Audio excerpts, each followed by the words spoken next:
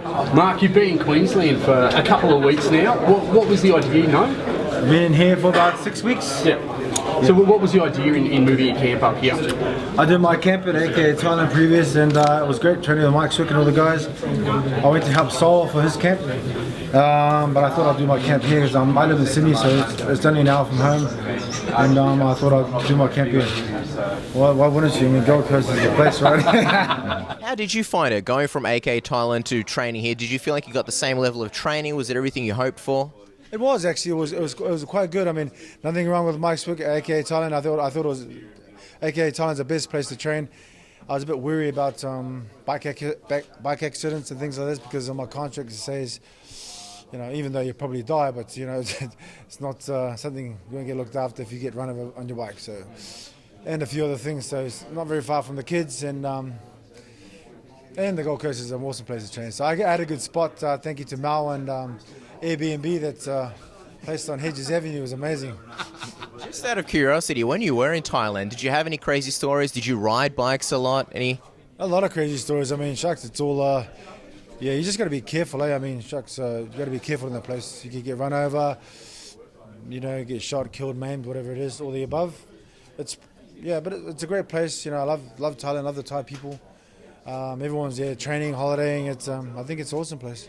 You said you got a lot of crazy stories. I'm just curious. Can you let us in on one of those? Any crazy happenings? Okay, one story. I was doubling with a friend of mine, and we were going back from I think workout or something, and it was night time, and I beeped the horn to tell the person I was coming on the right side. He looked left and then went straight into me on the right.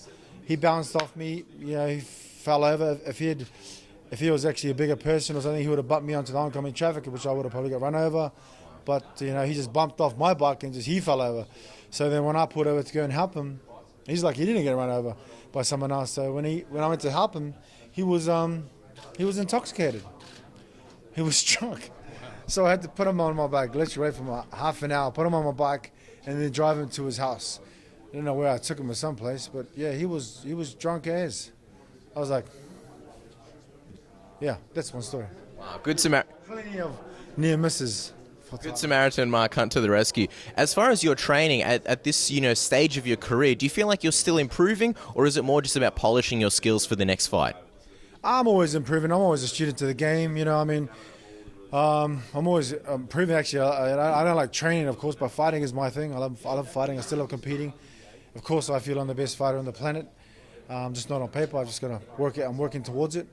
Chasing another dream and goal, and yeah, still in there, man. So. The day I said I'll quit fighting, or if something happens to me, or if I can't compete with the young guys, that's the day I'll walk away. So, you spent some time with John Wayne Pardee down at his gym. He's in a similar stage in his career, still fighting at the top level. Was that something you guys talked about, just the mindset of competing at your age? Well, we talked about a lot of things. I mean, JW is a good man. I love the gunslinger. He's an awesome guy. We talked about different things, how our business-wise we can help each other with different things, and he's a great guy. He's a great man. So yeah, it's always about talking about journeys. He's fought in front of 100,000 people, like in the stadium. That's more. I've only fought in front of 80. He's fought in front of 100,000. That's a lot of people. 80,000 is a fair few too. Oh, 100,000, no doubt, it's the worst. So that's amazing. So a good accomplishment. So the gunslinger's the man. So yeah. What do you think of his cage Muay Thai that you're at? I know that you got mobbed most of the night. I think cage Muay Thai is really something really good. It's just there's no ground, but it's just total striking. So I think it's great. Cage Muay Thai, I think it's a good concept. John's taking it to England next. I mean, hopefully one day I can go and probably gun in there and join the cage Muay Thai ranks. It's an awesome concept. Awesome. We saw last time, obviously, you were in phenomenal shape in Melbourne. Tell us, what kind of shape are you in going into this fight here in Brisbane? Are you around the same? Just do a show. Well, I'm not too bad, and I've got a couple of kegs to go, but I'm all right. No water loading before the fight for this one. No, I learned that. I made the mistake against the Stipe fight. I made a huge error. I paid for that total. I got beat down like the whole 5 rounds, and that's and I'm never gonna be 11 kilos for any fight before, so. I made the mistake once. I'm not to do it again. I want to put my fans or myself through it again. Tell us about. It was a hard night in the office. I can tell you that now. Tell us about Frank Mir as an opponent. Where does he rank to you compared to some of the tough guys that you fought previously? I mean, Frank Mir is the only thing on my mind at the moment. I mean, he's on Sunday, a couple of days away. That's the only thing I worry about is getting past him. You know, I mean, he's number 10, I'm number 9. I feel I've got one more run on me left, and you know, Frank Mir is just in my way. He's just standing in my way. I've just got to put him out of my way, and then I can carry along my merry way to this title. We've seen you go down on the ground with guys like Fabricio Verdum, Stefan Struve. How intimidated are you by Frank Mir and his ground game going into this fight? To be honest, I'm not intimidated at all. You know, I mean, shucks, he can be worried about. I'm not worried about anything, his threats or anything. I mean, they're just words, really hot air. In the end, we still got a battle on Sunday. You know, I'm going to try and put my fist through his face, and he's going to try and break my neck or something. So that's how it's going to be. You don't really seem like the game plan type of fighter. You sort of get in there, feel out the fight, but has there been an emphasis on BJJ in this training camp and really BJJ defense, or you're not really too concerned with that? I mean, I've been working on my submission defense, of course. I've been doing 13 years. I mean, my game plan is always the same game plan. It's always pretty simple, you know. I just need to knock your face off. That's it. It keeps it simple. It doesn't cloud my mind with anything.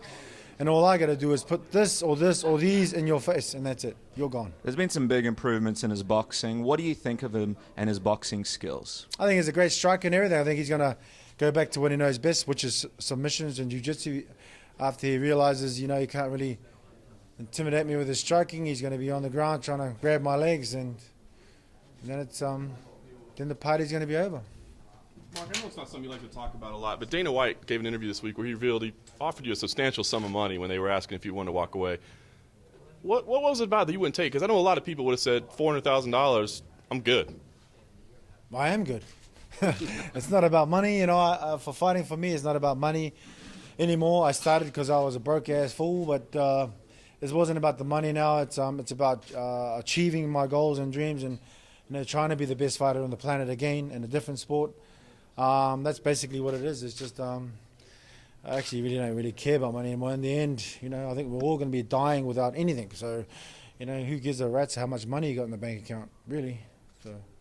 Let's talk about the title. Obviously, Verdum's fighting Stipe. With a win over Frank Mir, how many fights do you think you need before you get another shot at that title?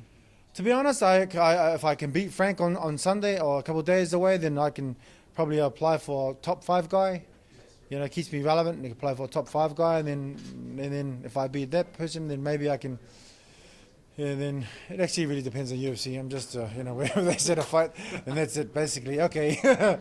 So, yeah. In Melbourne, you mentioned that, hey, I'm ready to go fight in Korea, you know, next weekend or a couple of weeks from now. How soon, if everything goes to plan and you walk out of there without any injuries, how soon would you be calling up Dana White going, hey, I'm ready to go?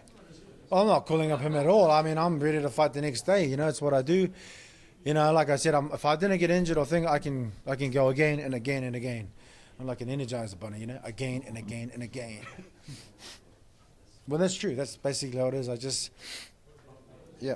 Is there a number of fights that you're aiming for this year? I'd like to get 4 or 5, but, you know, I mean, UFC's roster is kind of hectic. They've got a lot of people, and, you know, probably, without injuries, probably get 2 or 3. Well, both guys in the title scene are guys that you can have some revenge against, Fabricio Verdum and Stipe. Who do you think wins that fight? And if you had a choice between fighting one of those 2 guys when they're champion, who would you choose? I'd fight both of them tomorrow. It's just you know, they both got me. I always like revenge. I never lost a rematch. But I'm sitting on the fence for that one. But I'd like a rematch with both of them. You said you think you have 1 run left. So are you starting to think about the end at all? Well, people keep telling me if I'm going to retire or not. You know, I mean, shucks. You know, who knows? You know, I'm not really thinking about, you know, who knows what tomorrow brings for any of us. So, you know, I'm just going to take it one day at a time. And, you know, all that matters to me is Sunday. Yeah. Sunday, baby.